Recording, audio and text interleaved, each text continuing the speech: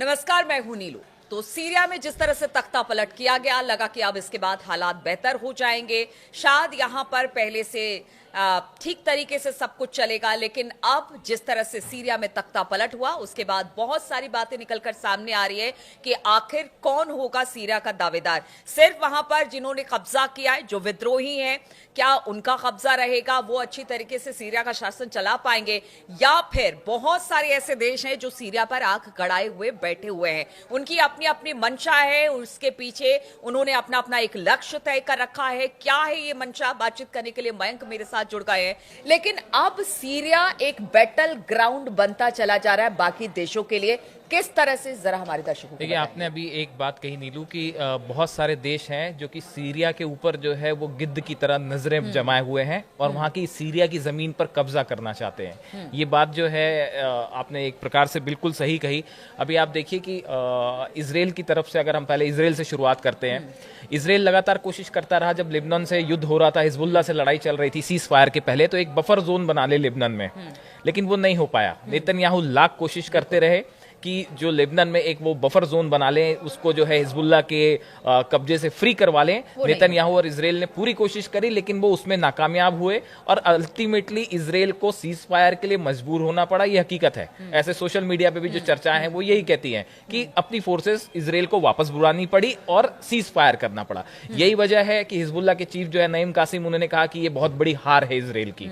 Iran ने भी यही बात कही। अब देखिए, ऐसी ही कोशिश जो है इजराइल की तरफ से सीरिया में भी हो रही है। जो गोलन हाइट्स इलाका है, बताया जा रहा है कि करीब 10 किलोमीटर अंदर तक जो वहां का माउंट हेरमोन जो पहाड़ है, वहां तक इजराइल की फोर्सेस। तख्ता पलटने से पहले भी हमने देखा कई बार हमले भी हुए सीरिया में इजराइल की तरफ से। देखिए अब जो इजराइल असल में इस पूरे मैटर में, जिस तरह से सीरिया में तख्ता पलट हुआ, इसमें जो है सबसे ज्यादा फायदा अगर उठाने की कोई कोशिश कर रहा है तो वो है इजराइल। इजराइल की तरफ से इजराइल बड़े लंबे समय से ये चाह रहा था कि सीरिया के एक बड़े इलाके पे को वो कब्जा कर ले। गोलन हाइट्स इलाके में वो बिना रोक टोक के इस समय कोई कुछ नहीं पूछने वाला है, क्योंकि सीज फायर जो है वो लेबनान में हिजबुल्लाह के साथ है। वो सीरिया में किसी तरह की रोक टोक नहीं है, वहां कोई पूछने वाला नहीं है। तो इजराइल की फोर्सेस अंदर तक पहुंच गई हैं, काफी बड़े इलाके पे कब्जा है। लेकिन देखिए, इजराइल, ये बहुत आसान होता है कि किसी भी एरिया पे आपने एयर स्ट्राइक्स करी और कुछ समय के लिए आपके सैनिक अंदर चले गए, लेकिन वहां पे जाके बने रहना ये बहुत बड़ी चुनौती है, जो लेबनान में नहीं हो पाया। जो हिजबुल्लाह ने चुनौतियां दी इजराइल को, उसका परिणाम ये हुआ कि फोर्सेस वापस बुलानी पड़ी। अब देखिए, यही स्थिति जो है वो कहीं यहाँ पे भी ना हो। इजराइल का कहना ऐसा है कि ये जो असद गवर्नमेंट थी, असद सरकार थी, इनके पास कई सारे केमिकल वेपन्स थे। और ये केमिकल वेपन्स जो विद्रोही संगठन है, एसटीएस है या एसएनए है, इनके हाथ न लग जाएं, कहीं ये हिजबुल्लाह के हाथ न लग जाए, इसलिए जो है इजराइल हमले कर रहा है। लेकिन हकीकत ये है कि इजराइल की मंशा है इजराइल की सीरिया के गोलन हाइट्स के इलाके में कब्जे करने की। वो एक उसको बफर जोन की तरह लेना चाहते हैं। अब देखिए, यहाँ पे जो है, इसी तरह से आप देखिए तुर्की, जो पिछले, अगर हम 24 घंटे की बात करें तो तुर्की की ओर से जो है वो जबरदस्त हमले हुए हैं सीरिया में।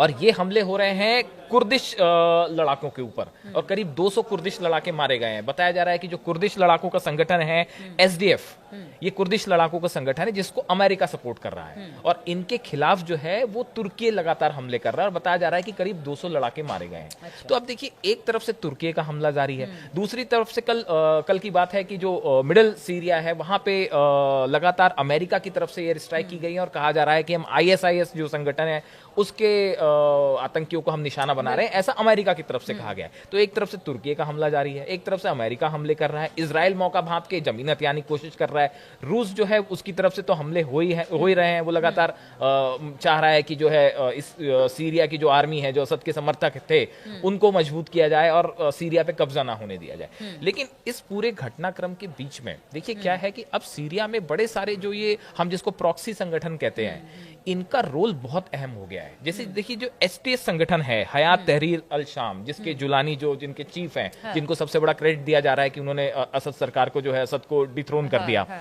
अब सवाल यह है कि आने वाले समय में इनका क्या रुख होगा। ये अमेरिका और इजराइल को लेकर जुलानी जो है वो उनका क्या रुख होने वाला है। वैसे देखिए एसएनए है, सीरियन नेशनल आर्मी, ये भी जो है ये भी जुलानी के एसटीएस के साथ मिलके जो है वो कुर्दिश लड़ाकों से और जो है वो संघर्ष कर रही है। तो अब ये जितने संगठन हैं, चाहे वो एसडीएफ हो जाए, एसएनए हो जाए, एसटीएस हो जाए, ये सब संगठनों की आने वाले कुछ वक्त में क्या भूमिका होगी, एक सवाल ये बड़ा यहाँ अहम पर है। बिल्कुल ये सारे संगठनों की किस तरह की भूमिका है, लेकिन हमने देखा कि इजराइल और अमेरिका खास तौर पर सीरिया पर लगातार नजर बना रहा है, और जिस तरह से आपने कहा कि इजरायली जो फोर्सेस है वो भी अंदर की तरफ दाखिल हो रही हैं। लेकिन सबसे बड़ी बात है, सीरिया हमेशा से ईरान को सपोर्ट करता रहा है, रशिया ईरान को सपोर्ट करता है। अगर सीरिया में इस तरह के हालात बनते हैं तो कहीं ना कहीं ईरान इससे कमजोर होगा, और इसी बात का फायदा चाहे वो इजराइल हो या फिर अमेरिका हो उठाने की कोशिश कर रहा है। देखिए यूक्रेन, ये जो पूरा तख्ता पलट हुआ है, इसमें दो बातें हैं। एक पहली बात तो ये है कि देखिए बशर अल असद को रूस और ईरान का समर्थन था, बिल्कुल। हिजबुल्ला भी जो है वो बशर अल असद को सपोर्ट कर रहा था। अब हुआ ये कि हिजबुल्ला जो है वो इजराइल के साथ वॉर में उलझ गया, लेबनान वॉर में।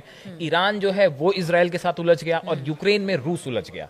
इस वजह से बशर अल असद जो है वो कुछ कमजोर पड़ गए, और सीरिया में एक मौका मिल गया विद्रोहियों को पावरफुल होने का। देखिए ये बड़ी वजह है। दूसरी एक बड़ी इंटरेस्टिंग चीज है जिसकी सोशल मीडिया में चर्चाएं हैं बड़ी दबे छुपे तरीके से, कि ये सब कुछ अचानक इस सीज फायर के बाद कैसे हो गया।